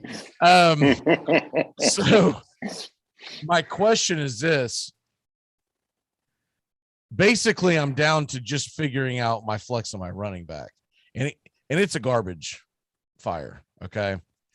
I can either put Mike Davis, pick 2 of these guys. Mike Davis, Alex Collins, Devontae Freeman, and I believe and Damian Williams, who's coming off off COVID, and nobody knows how many touches he's going to get. So that's essentially what I have, because I don't feel strong enough about putting Corey Davis in against New England. Getting off to a good start, I'd rather worry about having a high floor than having a high ceiling. Steven, I'll start with you. Who would you start? And this is a full point PPR. There's no bonus points in this league. Mike Davis is 100% lock. Like, that's not a question. You would start Mike Davis. Okay. Yeah. Like if those are the options, not even like just set him and just for like, don't even think about it. I'm leaning Devontae Freeman there as the second one. He's getting the start today with Latavius Murray out. And that game work. That's kind of where I'm leaning. I thought about putting Collins in. He is coming off the injury. And like Rashad Penny's coming back this week too. So I mean, he may eat into his carries. He may, but they're saying that Penny's probably going to be on a pitch count. That he's pretty much going to be the third down back. That's going to be a really low scoring, clunky game. Devontae Freeman's enticing, but Sean, what say you? Yeah, I was going to say Freeman and Collins myself. I mean, again, starting a guy on Monday night is always a bit of a calculated risk. I've liked what I've seen. I do have Penny. If for some reason they come out and say that, Collins isn't going to play, I do have Penny to be able to slide him in. We've been waiting on Rashad Penny longer than we were waiting on Trent Richardson to finally get his shot and break out. So I'm not buying anything I hear out of Seahawks blogosphere about Penny. Collins is the better running back. So I get that he's the talk about Penny with his upside started around the time of the Braves' last World Series appearance. It was right around that time period, because I was like, I swear, every time I see Penny, I'm like, this guy's got to be like 40 by now. Like he's constantly, he's hot, baby, he's hot. Pick him up. I'm like, but that tells you what kind of league I'm in. So, Steven, you're saying Davis and Freeman, and Sean, you're saying Freeman and Collins. Yep. God bless y'all, didn't do me any good. That's just, so what it sounds like to me is definitely put Freeman in. Everyone's on board with Freeman, and Sean thinks it's Collins, and you think it's Davis. I think I'm going to lean Davis because it's a PPR. And Collins is going to get pulled out during the PPRs. That's my only concern. But I have no faith in Mike Davis. He's coming off of a bye. Hopefully he just like didn't shut up in practice and said, enough of this Cordell Patterson crap. Why did I come here from Carolina? And they said, before we go forward, I do have a little bit of injury updates. Uh-oh. So Mike Davis is out for the season. Sterling Shepard officially out. Evan Ingram is in. Dante Hightower is out for the Patriots. Julio Jones is officially active, and Devontae Parker is officially out. Those are the ones of note so far. Oh, wow. Okay. So I figure no matter what I do in this league, I'm going to do it wrong. But I do have Ryan. So if he does throw one to Davis, that was my only concern, is going Pitts, Davis, and Ryan all in the same league. Oof. And once again, if they score like 9 points, I'm going to be cursing. My bold prediction is that I'm cussing by halftime and passed out by the third quarter because I'm exhausted. All right. That's not bold. That's a normal Sunday. I'm hoping to make it through the Titans Chiefs game. All right. Because I'll tell you what, if anything's going to put you to sleep tonight, there's no baseball and you got the 49ers and Colts. Okay. There's 5 baseball games on. Speak for yourself. I'm watching Red Wings Blackhawks. There you go. Sorry, what? Well, either one's gonna put me in snoozeville. I'm more likely to watch Heidi on wasn't that the Sunday movie that all the junk. All right, back to the stardom sit-ems. We've got let me make sure that there's none coming in the thread yet. I don't believe there are. Here we go. Slayton or Gaskin? Steven. Empty roster spot. No, I'm gonna go Gaskin here. Well, that's not pretty, but now that Shepard's not playing, I don't know. Sean? Yeah, I'm still gonna say Gaskin. I just don't like I don't like the outlook or the projections for anything with the Giants offense today. It's up turning the ball over in 3 and outs. There's a gamble you can make on those. By the way, when he sent it, he put a crying emoji in it. As well, he should have. Yeah. What? Julio or Hunter Henry? Full PPR? Steven? Yeah, I'm gonna go Julio there. Yeah, I mean, yeah, I'm confused. It's Julio. I am too. I mean, I'm a little tired. Is there a tight end named Julio that I'm not thinking of? If that's who I do like Hunter Henry's standalone value today, though. Yeah, but if you bench Julio, no, 100%, and he has a normal game, you're going to be kicking yourself in the dingling, which is not an easy feat if you think about it. Alex Collins, Kenyon Drake, full PPR. Sean. Kenyon Drake. Steven? Yeah, I'm going to go Kenyon Drake. McCole Hardman. All right, what is this? Is this a I don't even know what. Oh, never mind. I was thinking of Justin. He's talking about Khalil Herbert. Hardman or Herbert, Sean? Hardman or Khalil Herbert. I'm going to go Hardman just because Herbert has looked great, but Tampa hasn't given up anything on the ground against running backs. So if he's not catching it and they really haven't utilized him as much that way, I can't go with him today. Steven? Yeah, I'm going to have to go Hardman. I mean, Herbert is definitely the better running back in Chicago, but with the pass rush that's going to be coming today, they're definitely going to be leaning on the pass blocking experience of Damian Williams. Hardman doesn't get a lot of volume, but I still think he projects out better than Herbert today. You talking about being soups confused because I see Herbert, I'm thinking Justin, and then I'm also going, isn't he on a bye? Like what? Like why this guy do this? Gibson or Davis? Sean, I'm assuming this is Mike Davis. There's no initial with it, so I'm assuming it's Mike. Gibson. He's been upgraded in all fantasy formats to healthy now. Again, take that with a grain of salt, but he's no longer listed as questionable on the injury report. So that's not a decision. Steven? Yeah, no, I like assuming both. I mean, this is assuming he is fully healthy. Gibson all the way. I think Davis might offer the higher floor at this point just because of the unknown injury risk with Gibson. But yeah, Gibson has the higher ceiling far and away.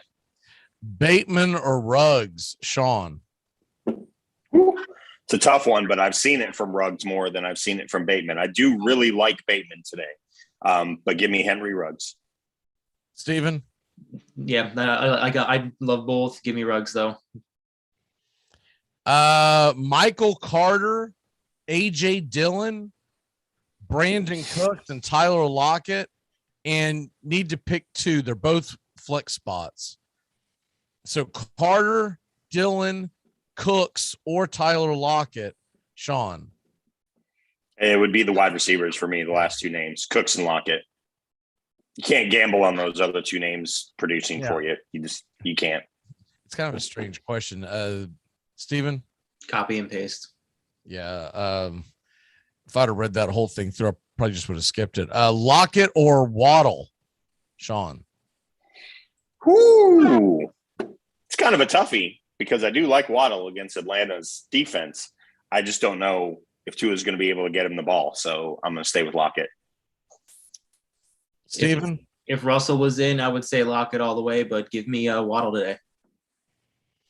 I'm leading Waddle on that. I just Geno, man. Yeah. In Geno we trust? Question mark.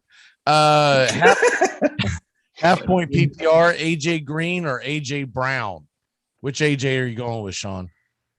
AJ Brown. This isn't 2012. You can't start AJ Green, man. Stop it.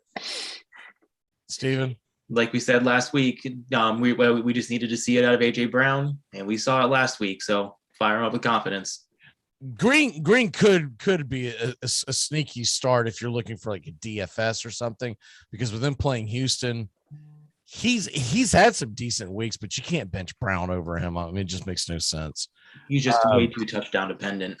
Well, you can't start. You can't bench a guy who's might be a wide receiver one is definitely the wide receiver two in a game that should probably be a shootout, as opposed to starting a guy who's like the wide receiver 3 or 4 in a game they might get ahead and just totally take the air out of the ball. Or just put it this way, AJ Brown has a chance of finishing as the wide receiver 1 on the week. AJ Green doesn't have a chance of finishing within the top 15 receivers. If the Cardinals sign the red rifle before kickoff, then maybe. But other than that, Alex Collins or Kenyon Drake, Sean? Collins. Steven?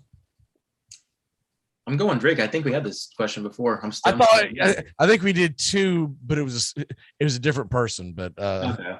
I think I'm going to go Drake though. What about Callaway or Ruggs, Sean? Ruggs. I don't trust anything in that Saints offense right now. 0. Steven? Yeah, Ruggs.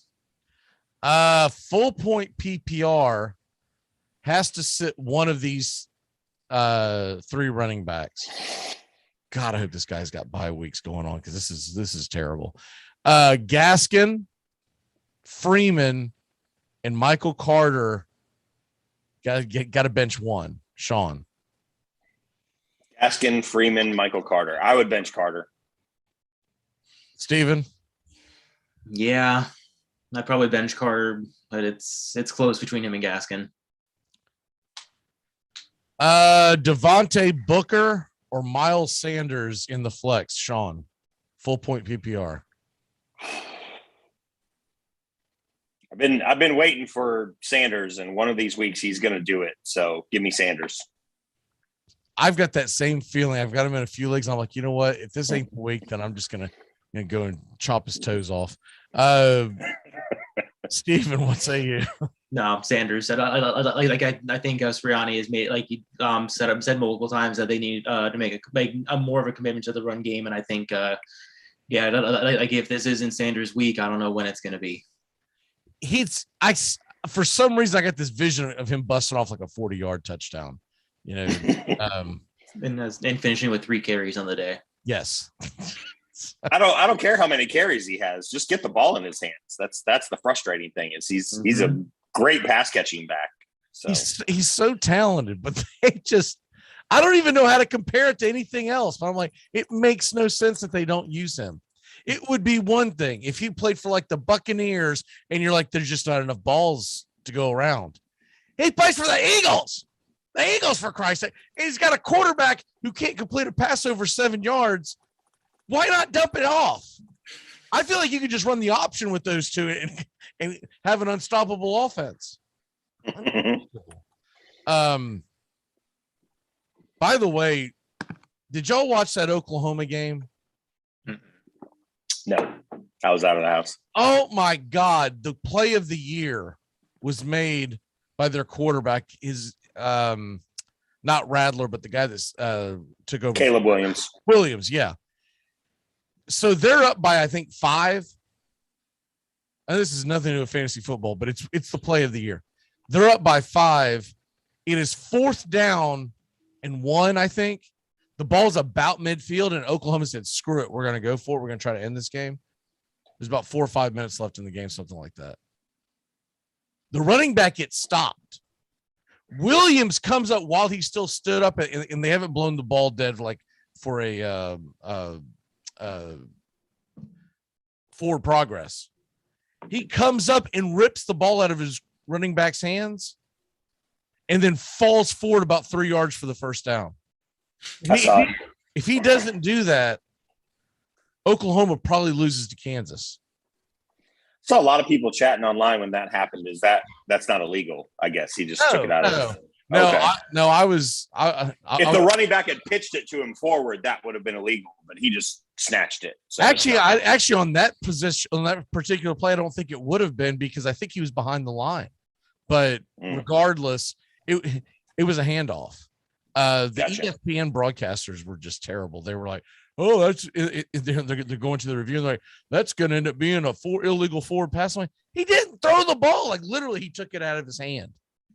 And one of the guys in the booth, the next player, I don't know who he was, but you know they always put an ex-player in the booth, and that's usually the guy who knows nothing about the game.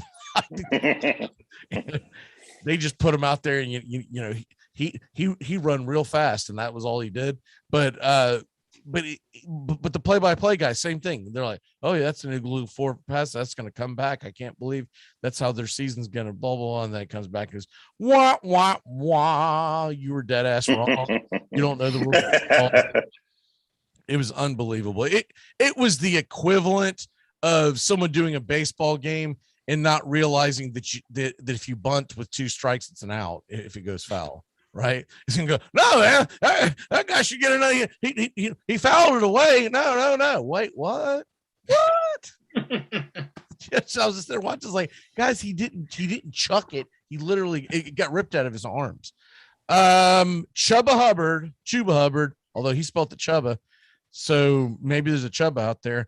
Chuba Hubbard, Justin Fields in a super flex. God, how sad is that Justin Fields could get benched over a running back in a super flex? Steven.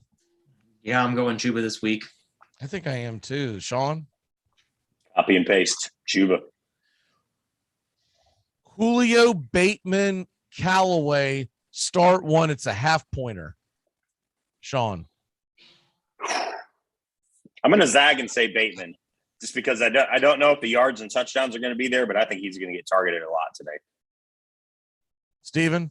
Yeah, I mean, I it's close. I don't hate the Bateman pick, but I'm still going to lean Julio just because I think he's got the higher upside. All right, so I'm really going to confuse this guy. I'm going to say Callaway, lock it in, do it. I think you got to go Julio just because Bateman is really attractive. But it's more so in like a DFS where you know that you're paying so little for them, you know.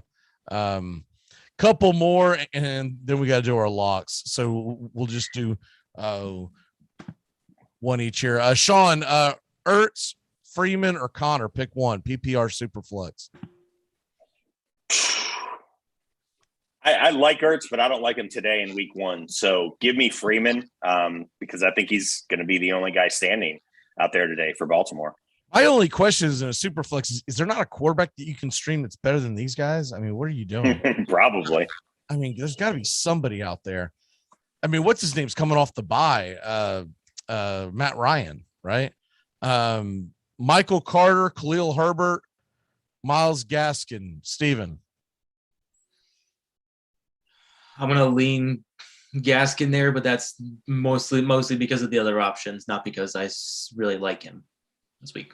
Brian, for some reason, is upset that everyone's picking Bateman. He says, "Get off Bateman." He's a Bengals fan. He's mad. Oh, okay. I'll try to figure out like why he was ticked off about that. Hines, Damian Williams, or the Colts D. You can do that in a. All right, I'm confused. It looks like Hines, Damian Williams, or the Colts D in a non-PPR. And this is if Waller is held out. So Damian Williams. Oh, Damian Williams is a late kickoff too. So I'm a little confused that you can start a defense there. But Hines, Williams, or the Colts D, Sean. Hines, Williams, or the Colts D. I don't like any of them, but if you're going to force me to take one, I'll probably say Damian Williams, just because I don't love taking the Colts defense, even though I think that game's going to be ugly. Right. I just don't love it. Steven? Yeah, Damian Williams for me. I think that's what I would do too. Unless there's like a really weird scoring system with defenses. But typically your defenses in most leagues only get you 5-6 points. And Hines has just burned me too many times to start that dude. He has just absolutely burned me, tricked me, fumbled the punt. We're in that league where you get hurt by the dude fumbling a punt on special teams, but you don't get any of the yardage on special teams. And so let's go ahead and end it because we're coming up on time. Sean, what is your lock of the day and your one big thing? My lock of the day, I mentioned it earlier, if nobody has taken it, is the Indianapolis Colts and the San Francisco 49ers under. Last time I saw it, it was at, I believe, 42.5. I'm actually going to pull it up right now and see if it's moved. It's 42, and I'm still taking it because it is a 100% chance of rain. It has been raining all day in San Francisco. It is going to continue to rain all day, up to 12-mile-an-hour winds. I don't remember who Cleveland played last year in that ugly game. Trosh might remember that crazy, ugly, windy game that I think ended like 11-7 or something. This could absolutely be that this year. It could 100% be that. And like I said, the 49ers are horrible as a favorite, absolutely horrible as a favorite. Kyle Shanahan is 3-19-1 against the spread. So I'm going to take the under. I'm not going to take the Colts plus 3.5 just because I'm not a big enough believer in them just yet. But I don't think this game's getting anywhere near 42. And my one big thing today, all eyes on that Cincinnati-Baltimore game for me. This get up here, I'm going to be watching later. This is for my friend Doug. We like you, Doug. This is my Raiders get up for you. But all eyes are going to be on that Cincinnati-Baltimore game for me. Because this is a measuring stick game for Cincinnati. Are they ready? They ready to? This is Derek Carr. Oh, Silver Raiders. It is Carr. Okay, it is Carr. Okay, gotcha. He's number 4. Yep. Wow. I don't know what I thought his number was, but okay.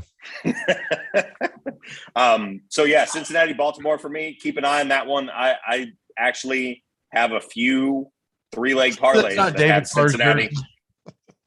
No, if it was David Carr's jersey, I'd be on the ground.